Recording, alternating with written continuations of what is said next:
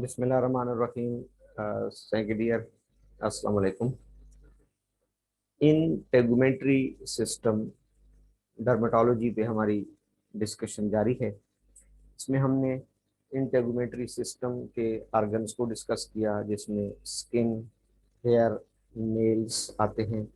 इसके अलावा major argon जो स्किन है उसकी हमने एनाटॉमी को डिस्कस किया। 3 लेयर्स, एपिडर्मिस, डर्मिस और हाइपोडर्मिस। इसके बाद हमने फंक्शंस ऑफ स्किन को डिस्कस किया, जिसमें protection, physical barrier, colouration, secretion, absorption, thermo regulation, sensations, control, water loss. ये तमाम फंक्शन हमने डिस्कस किए थे स्किन के। इसके साथ एक कुछ टर्म्स होती हैं जिनको स्किन क्लिनिकल कंडीशंस कहा जाता है। Skin clinical conditions, skin clinical conditions यानी जब स्किन अपनी नॉर्मल फिजियोलॉजी से डेविएट करेगी, हटती है और वो पैथोलॉजी में चली जाती है, तो पैथोलॉजी में उसके क्या साइन एंड सिम्टम्स या उसकी क्या टर्म्स जो यूज होती हैं। अक्सर आप जब कभी किसी स्किन स्पेशलिस्ट, डर्मेटोलॉजिस्ट का कोई प्रिस्क्रिप्शन देखेंगी तो उस पे इनमें से कोई ना कोई टर्म आ रही होती है जो स्किन की डिजीजेस को रिफ्लेक्ट करती है। तो हमें उनसे नो हो या वाकफियत होना भी ज़रूरी है। पहली टर्म है रैश। Rash, RASH, rash. अक्सर आपने सुना होगा कि स्किन रैशेस, स्किन पर रैश आ गए। तो वो रैश बेसिकली क्या है? Nearly any change in the skin, skin के अंदर कोई भी चेंज हो, any change in the skin, skin में कोई भी चेंज हो, any change in skin's appearance can be called a rash. Most rashes are from simple skin irritation. Other results from medical conditions. आमतौर पर जब हम कोई भी चीज थोड़ा सा भी स्किन को इरिटेट करते हैं तो उससे हमारी नॉर्मल स्किन में जो तब्दीलियां वकू पजीर होती हैं, जो चेंजेस आती हैं, उनको रैश का बहुत एक माइनर सी पैथोलॉजी है। यानी आपने स्किन को थोड़ा सा इरिटेट किया इसको, तो इसके नतीजे में जो है वो क्या आ जाएगी, स्किन के अंदर कुछ चेंजेस आ सकती हैं। तो उन चेंजेस को रैश कहा जाता है। Skin rash, skin rash. दूसरी टर्म है dermatitis.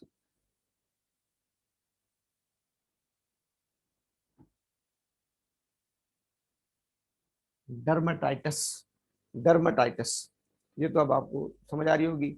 Inflammation of the skin, a general term for inflammation of the skin. Skin के लिए एक जनरल टर्म जो यूज की जाती है, इसको हम क्या सिंपली हम कह सकते हैं इन्फ्लामेशन ऑफ स्किन। वो any change in skin due to irritation, general inflammation of the skin, general term used for inflammation of the skin is called dermatitis। इसको हम कहते हैं dermatitis। तीसरी टर्म बहुत ज्यादा स्किन की डिजीजेस में यूज होती है, इसको कहते हैं eczema. ECZ, eczema, ECZEMA, eczema जिसे हम कहते हैं eczema. ECZEMA, eczema.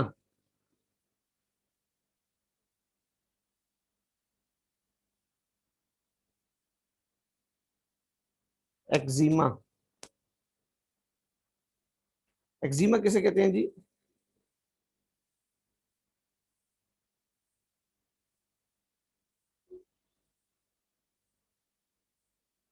Just a minute sir please.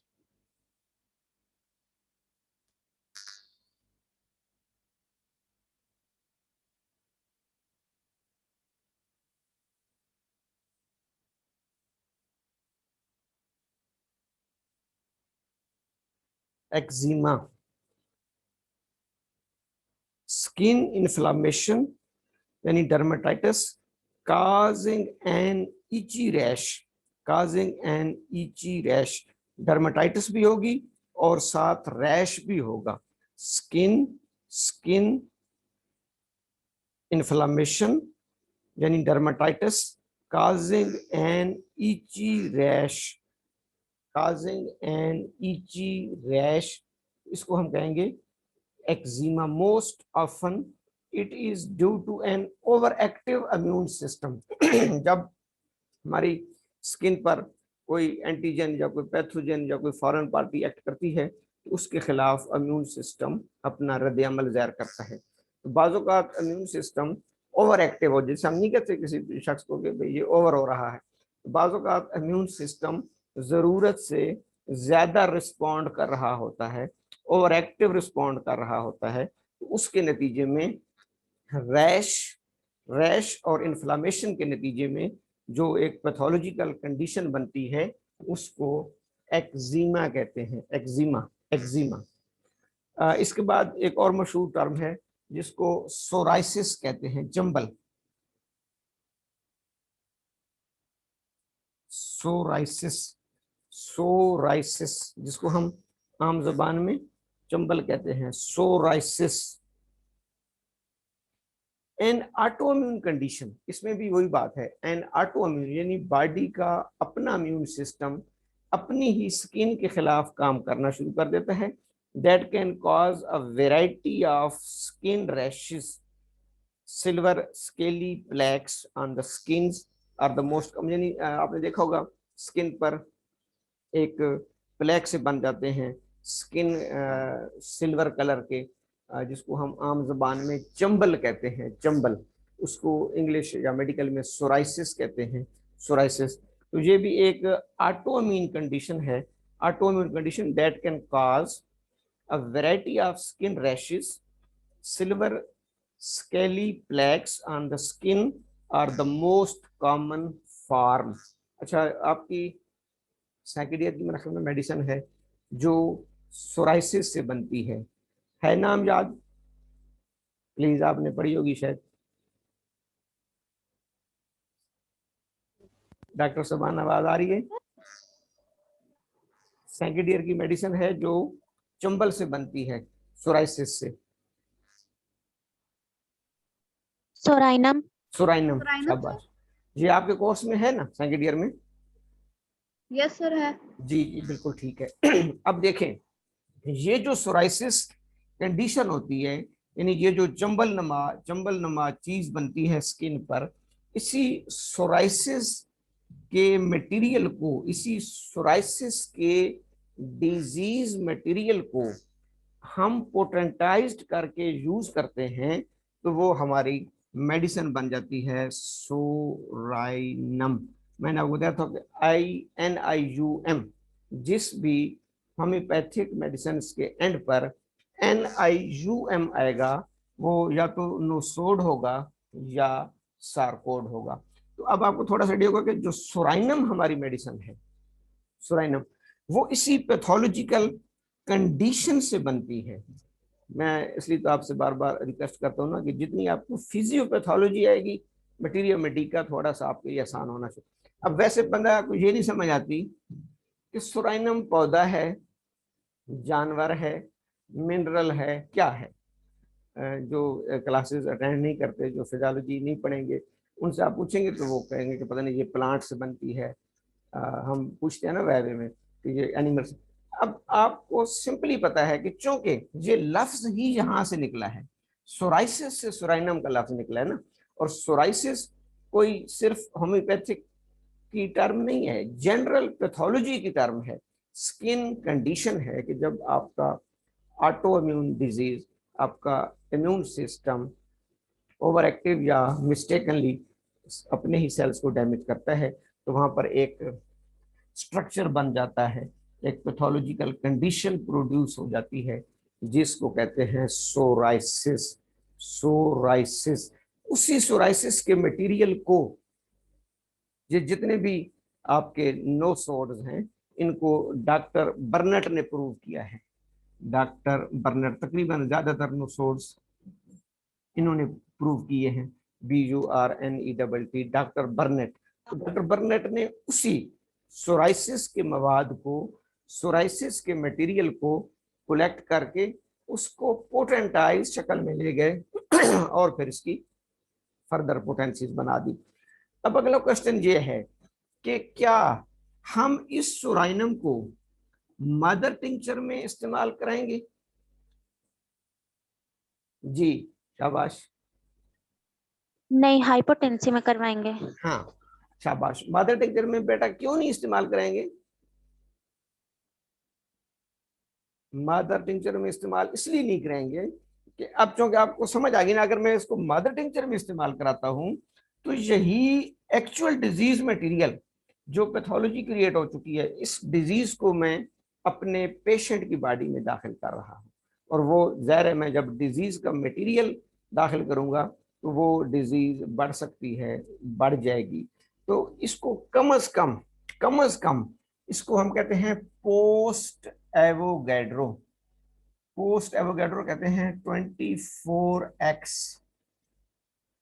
Post Avogadro, Avogadro number की डेफिनेशन आपको आती है ना, 6.23 इंटू 10 पावर। इसको जो है ना पोस्ट एवोगैड्रो हम जाएंगे, पोस्ट 24x से ऊपर हम जाएंगे।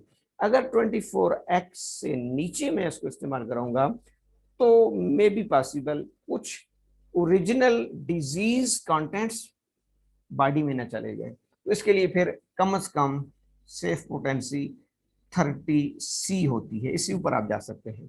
30C, 200C, 1mC, 10mC, 50mC, तो एटलीस्ट 30। लेकिन 30 इज टू मच सेफ क्योंकि 24x is equal to 12C।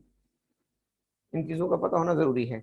24x is equal to 12C और हम कहां पे जा रहे हैं? 30C पर। मैं बेटा बार बार कह रहा हूं कि कहीं पर भी तुक्के से नहीं चलना, फार्मूले से नहीं चलना, रटे से नहीं चलना। यानी कि पहले आपको पता हो कि ये मेरे पेशेंट की स्किन कंडीशन क्या है, सोराइसिस। अब मेरे पास इसके लिए मेडिसिन कौन सी है? Psorinum likes cure likes, likes cure likes. क्योंकि सोराइसिस की जो पैथोजेनिसिटी है उसी से सोराइनम तैयार की गई। और सोराइनम को फिर पोटेंसी को भी आपको किसी से पूछने की जरूरत नहीं, अपने कॉमन सेंस से आप काम लेंगी ना। कि अब ये तो क्वेश्चन ही नहीं बनता कि सर मैं सोराइनम मदर टिंचर में दूं। नहीं, आपने खुद इसका एक्सप्लेन करना है कि नहीं, हम इसको बिलो एवोगैड्रो नहीं जाएंगे क्योंकि इसके अंदर ओरिजिनल डिजीज मटेरियल होगा। तो हम इसको पोस्ट एवोगैड्रो जाएंगे। इसको कहते हैं सोराइसिस। Psoriasis, psoriasis. अच्छा, जहां तक बात समझ आ गई, यहां तक बात क्लियर हो गई?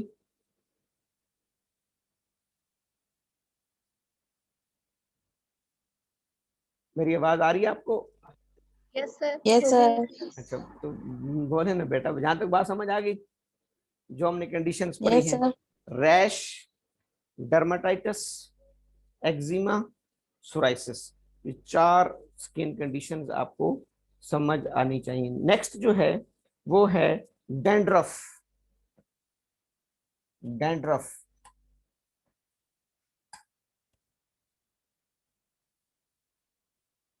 इसको हम कहते हैं डैंड्रफ।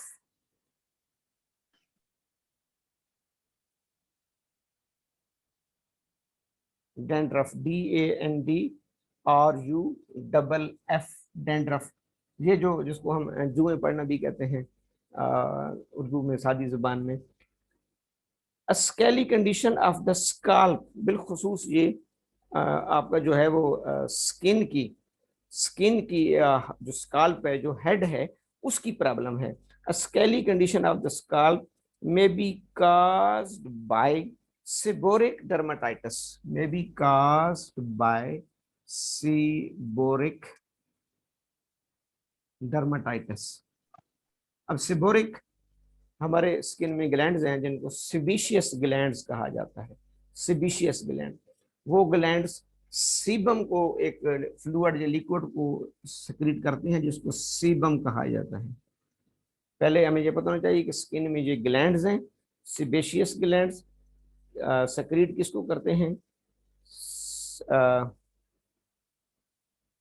सेबम को। और इस सेबम की सक्रीशन और इस सिबोरिया ग्लैंड्स की वजह से अगर स्किन की इन्फ्लामेशन हो जाए तो उसको सिबोरिक डर्माटाइटिस कहते हैं। तो ये सिबोरिक डर्माटाइटिस की वजह से क्या आ जाती है, डैंड्रफ की कंडीशन पैदा हो सकती है।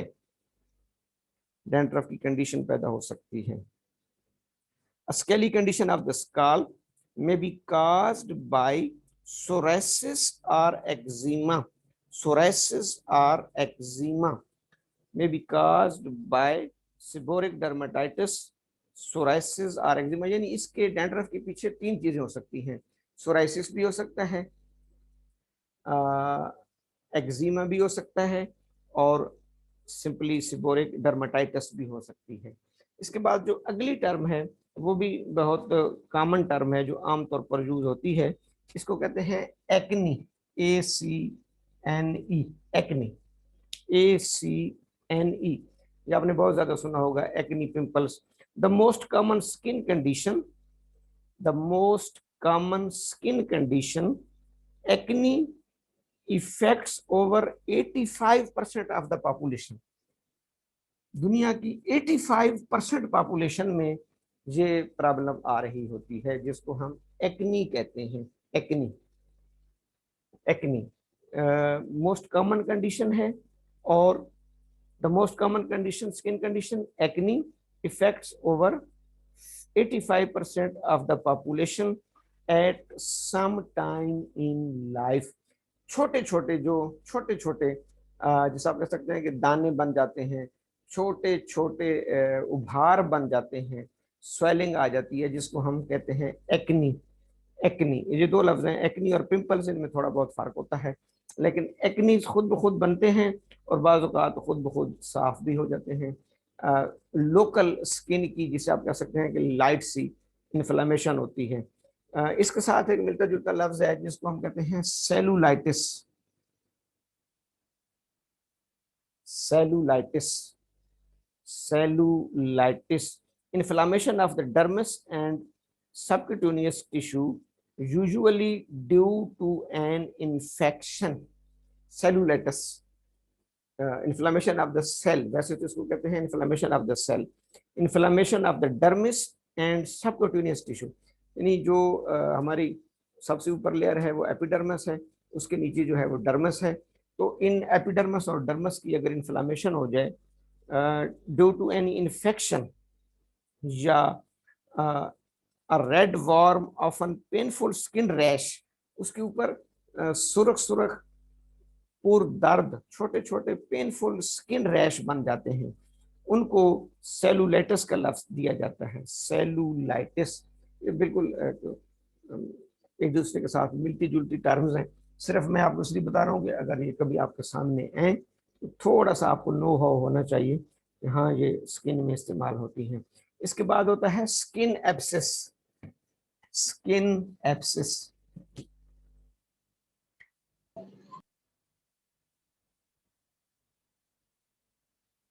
स्किन एब्सेस, इसको बॉयल भी कहा जाता है और फ्रंकल भी कहा जाता है। बॉयल्स, ये नाम सुना होगा आपने, बॉयल या फ्रंकल, FRUNCLE, बॉयल या फ्रंकल, स्किन एब्सेस, बॉयल या फ्रंकल।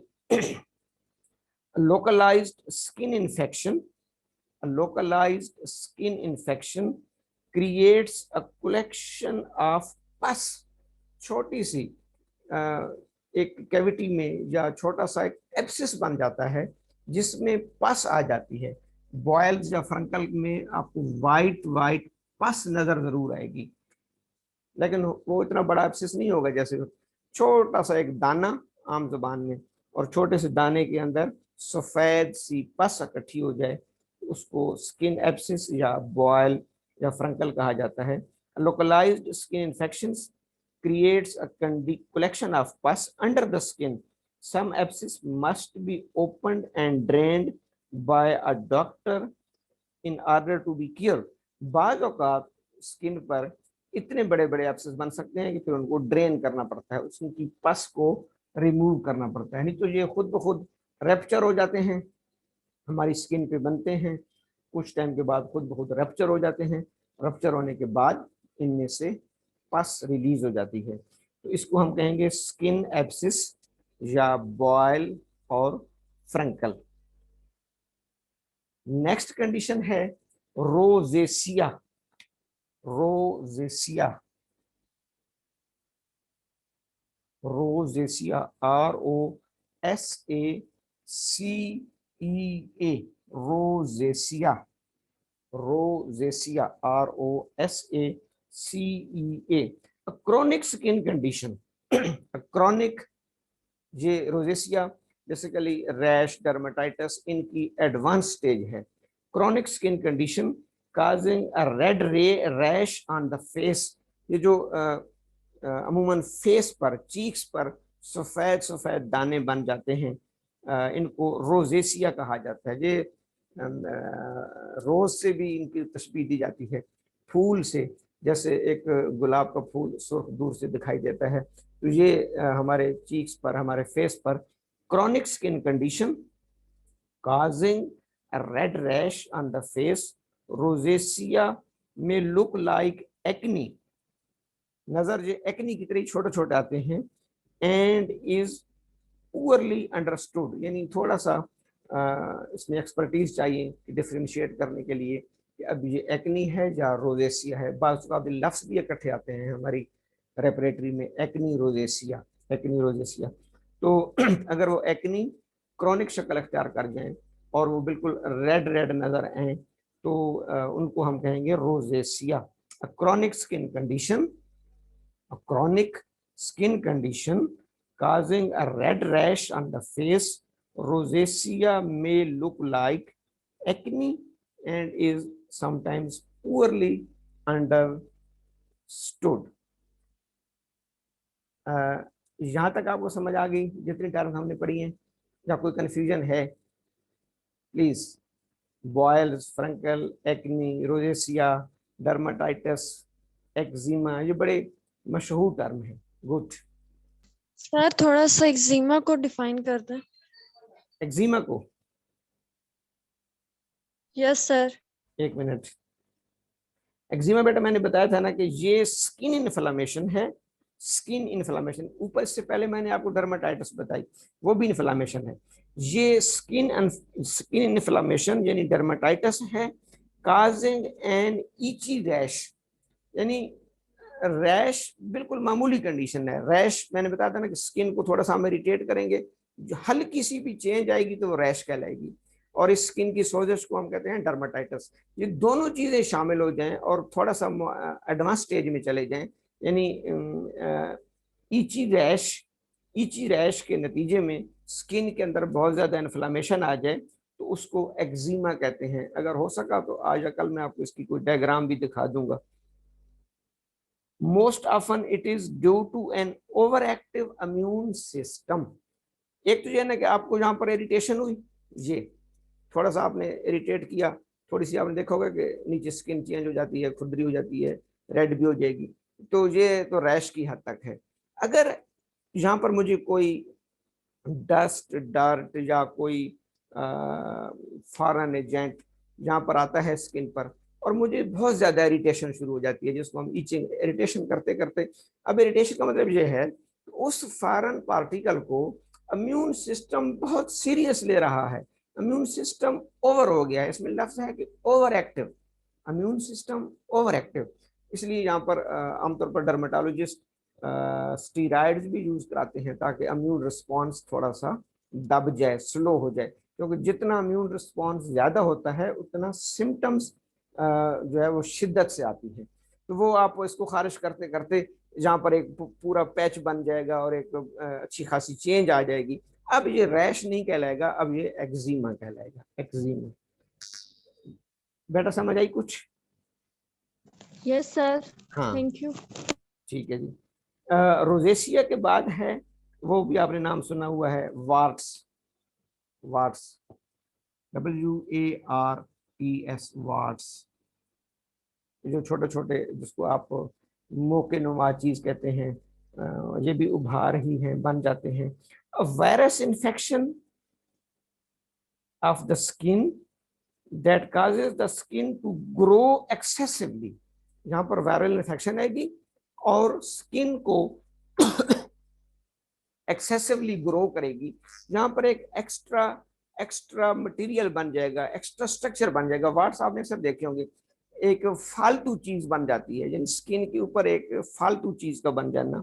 Excessively creating a wart. Warts में be treated at home with chemicals, freezing, और बाज़ों का इसको फिजिशियन रिमूव भी करते हैं। हमारे होम्योपैथिक में इसकी वार्ट्स की फर्स्ट ग्रेड रेमेडी है थूजा। थूजा, थूजा ऑक्सीडेंटलिस पूरा नाम है इसका, शायद थर्ड ईयर में है। Occidentalis, thuja occidentalis. आप थूजा के नाम से याद रखें, बेहतर तो ये है कि इसको पूरा नाम याद रखें, थूजा ऑक्सीडेंटलिस। थूजा ऑक्सीडेंट वार्ट्स, जहां पर भी एक्स्ट्रा ग्रोथ बन जाएगी, इसको हम लिख सकते हैं excessive skin growth. Viral infection की वजह से होती है, मुख्तलिफ जगहों पर वार्ट्स बन जाते हैं, जिसको हम मोके भी कहते हैं।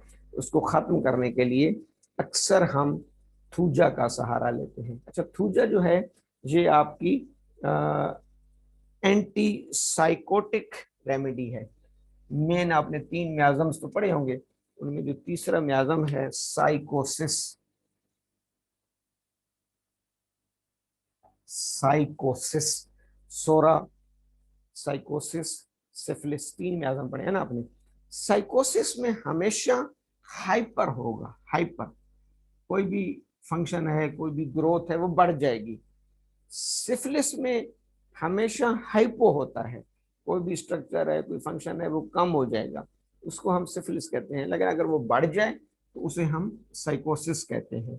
तो यहाँ पर चूंकि आपने देखा है कि एक्सेसिव ग्रोथ हो रही है, एक्सेसिव, अभी हमने लिखा है ना, पैथोलॉजी कहती है एक्सेसिव स्किन ग्रोथ है, तो एक्सेसिव हमेशा साइकोसिस में आता है। इस तरीके से थोड़ा सा अगर आप रेमेडीज को याद रखें तो आपकी प्रैक्टिस बेहतर हो सकती है। अब हम इस एक्स्ट्रा ग्रोथ को, वार्ट्स को, इसलिए और भी मेडिसिन है, ये नहीं कि सिर्फ एक है, लेकिन थूजा लाजमन हम यूज कराते हैं।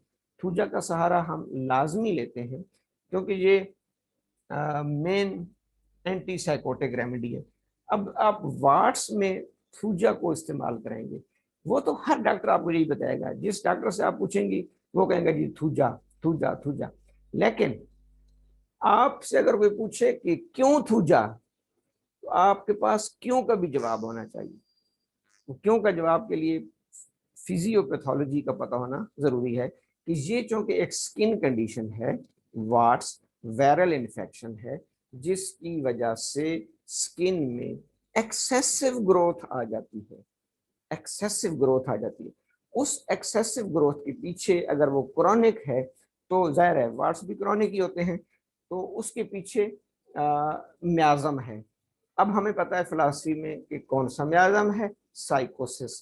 तो चूंकि thuja is the king remedy of sycosis miasm, thuja हो गई, मेडोरिनम हो गई, 3-4 मेडिसिन है, तो मैं इसलिए यहाँ पर थूजा इस्तेमाल करा रही हूँ, क्योंकि ये इस वार्ड्स के पीछे साइकोटिक बैकग्राउंड आ रहा है। बात समझ आई जी? बेटा बात क्लियर हुई? Yes sir. हाँ शाबाश, कुछ समझ आई ना? चीजों को लिंक कैसे करना है, यानी कि pathophysiological sciences, medicines, philosophy, pharmacy, इनको आपस में लिंक कैसे करना है। ये लिंक जिस दिन आपको समझ आ गया तो आप होम्योपैथिक की बेहतरीन डॉक्टर बनेंगी माशाल्लाह। तो थोड़ा सा इन चीज़ों पर आपने जोर देना है। वो कोई नहीं है कि भाई आप किसी ग्रुप में देखेंगी, किसी किताब में देखेंगी, तो वो लिखेंगे जी वार्ड्स के लिए थूजा। थूजा प्लांट है, पहले तो ये पता होना चाहिए कि थूजा की सोर्स क्या है, प्लांट किंगडम है, और इसका मियाज्मेटिक बैकग्राउंड क्या है, साइकोसिस है। अब पैथोलॉजिकल कंडीशन क्या है, वार्ड्स। वार्ड्स क्या है, वायरल इन्फेक्शन। स्किन कंडीशन है, एक्सेसिव ग्रोथ है।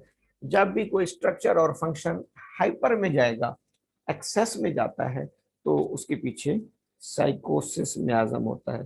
तो इसलिए हम इसमें थूजा का इस्तेमाल करेंगे। Next, melanoma. मेलानोमा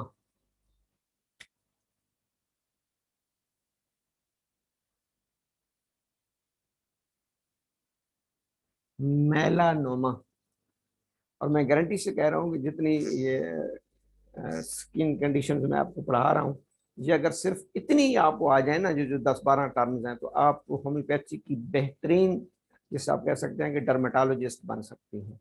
अगर इन 12-13 टर्म्स को समझ के आप इन पर मेडिसिन इस्तेमाल करा लें, तो मैं आपको लिख के देता हूँ कि आप पाकिस्तान की बेहतरीन होम्योपैथिक स्किन स्पेशलिस्ट, मैं होम्योपैथी की बात कर रहा हूँ, होम्योपैथिक स्किन स्पेशलिस्ट बन जाएंगी। Melanoma, melanoma. अब ओमा का मतलब क्या होता है? शाबाश। ओमा का मतलब क्या है?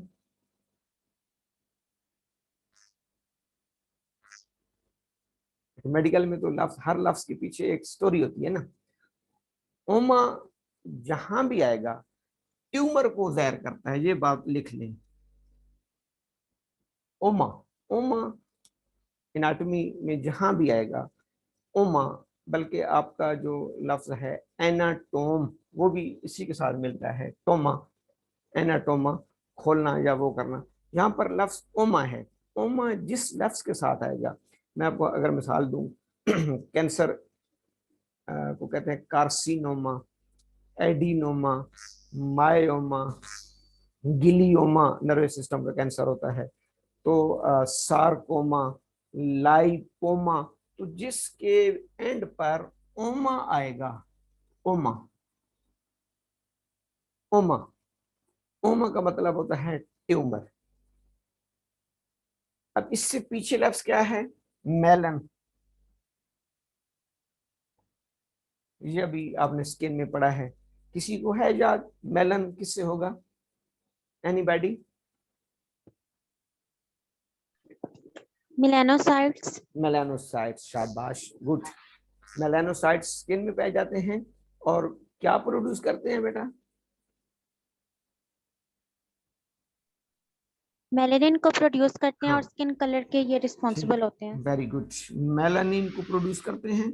मेलानिन पिगमेंट है, प्रोड्यूस कौन कर रहे हैं? मेलिनोसाइट्स। इन्हीं मेलिनोसाइट्स की हाइपर प्रोलिफरेशन शुरू हो जाए, अनकंट्रोल्ड ग्रोथ शुरू हो जाए इन्हीं सेल्स की, मेलिनोसाइट्स की, तो वो एक एक्स्ट्रा ग्रोथ बन जाएगी स्किन में, जिसको हम ट्यूमर कहेंगे और उसको हम कहेंगे मेलानोमा। मेलानोमा कोई मुश्किल नहीं, सिर्फ बेस आनी चाहिए। जितनी आपको बेस क्लियर होती जाएगी, उतना आप इसको समझना शुरू कर देंगे। मेलानोमा बेसिकली ये स्किन कैंसर है।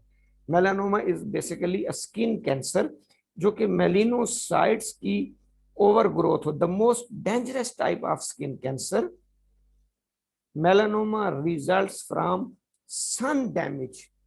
हाँ, अब लिंक करेंगे ना। इस मेलानोमा के आमतौर पर पीछे अल्ट्रावायलेट सन रेज होती हैं। कुछ लोगों की स्किन अल्ट्रावायलेट सन रेज जब उन पर पड़ती हैं, तो अमूमन फिजियोलॉजी में, मैं कल जब परसों आपको मैंने बताया था, जब जब स्किन रेज पड़ती है, सनलाइट रेज पड़ती हैं, तो हमारी मेलानोसाइट्स मेलानिन की प्रोडक्शन तेज कर देती हैं और इंसान का कलर डार्क ब्राउन होना शुरू हो जाता है। ये कल हमने पढ़ा था। बाज़ औक़ात इसी सूरज की रोशनी से या अल्ट्रावायलेट रेज की वजह से मेलिनोसाइट्स ओवर एक्टिव हो जाते हैं, अनकंट्रोल्ड ग्रोथ में चले जाएंगे। कैंसर में हमेशा अनकंट्रोल्ड ग्रोथ होती है, तो वहां पर ट्यूमर बना देंगे मेलानोसाइट्स का, उसको कहते हैं melanoma. This is called skin cancer, melanoma. अब आप चूंकि अभी आपको थोड़ा सा आइडिया लग गया कि melanoma is mainly concern with melanocytes and melanin, और इसका ताल्लुक सूरज की रोशनी के साथ ज्यादा होता है, तो हमारी होम्योपैथिक की एक मेडिसिन है जो बनती ही सूरज की रेस से है, जिसको हम सोल कहते हैं। सोल, सोल, सोल एक चांद से बनती है जिसको ल्यूना कहते हैं। एक मेडिसिन हमारी चांद से बनती है जिसको ल्यूना कहते हैं, और एक सोल से बनती है जिसको हम सूरज की शॉ से, सूरज की रेस को पोटेंटाइज किया जाता है, उसको हम कहते हैं सोल। देखिए यहाँ पर अब आपको एक हल्का सा लिंक तो समझ आ गया ना कि मेलानोमा में बाकी मेडिसिन भी जा सकती हैं, लेकिन हम सोल को ध्यान में रखेंगे, क्योंकि आमतौर पर मेलानोमा का जो रूट काज होता है वो सूरज की रोशनी होती है। सोल, सोल सोलर से है, सोलर से, सोलर तो आपने सुना है, सोलर एनर्जी, तो हम यहाँ पर सोल मेडिसिन यूज करेंगे। यहाँ तक बात समझ आ गई? ये बात समझ आ गई थोड़ा मेलानोमा वाली, एक कीमती बात है। ठीक हो गया। अब आप मुझे बताएं कि सोल और ल्यूना, सोल और ल्यूना इनकी सोर्स क्या है? ये जो हमारी मेडिसिन है सोल और ल्यूना, इनकी सोर्स क्या होगी? उमैमा बतूल, इम्पॉन्ट्रेबल, शाबाश, ठीक है, इम्पॉन्ट्रेबल। जैसे plant kingdom, vegetable kingdoms, minerals 3, sarcodes 4, नोसोड्स 5 और इम्पॉन्ट्रेबल्स 6। यानी वो जो नॉन मटेरियल चीज़ों से बनती हैं, मटेरियल लेस, जिसमें मादा इस्तेमाल, यानी आप जिसको आप एनर्जी कह सकते हैं, जैसे एक्स रेज है, सोल है, लूना है, ये तमाम रेमेडीज हमारी इम्पॉन्ट्रेबल सोर्स से आती हैं। सोर्स का पता होना बहुत जरूरी है, इम्पॉन्ट्रेबल सोर्स। अब चूंकि चूंकि मेलानोमा काज ही एक इम्पॉन्ट्रेबल चीज कर रही है, नॉन मैटर चीज रेस कर रही है, तो यहाँ पर हम दो मेडिसिन को ध्यान में रखेंगे, एक सोल को और एक एक्स रेज को। एक्स रेज ये भी हमारी मेडिसिन है। इस तरीके से आप कुछ न कुछ पैथोफिजियोलॉजिकली मेडिसिन के करीब पहुंच जाती है। अब आप जब रेपरेटरी देखेंगे ना, तो रेपरेटरी भी आपको ये मेडिसिन लाजमी दिखा रही होती है, लेकिन वो आपको बिल्कुल नहीं भूलेगी जिस मेडिसिन को आप बैकग्राउंड के साथ पढ़ेंगे। अगर बगैर बैकग्राउंड के पढ़ेंगे तो फिर वो याद रह जाए तो गुड लक है, नहीं तो या एक तो याद तो चलो रह जाएगी, लेकिन आप किसी को एक्सप्लेन नहीं कर सकेंगे।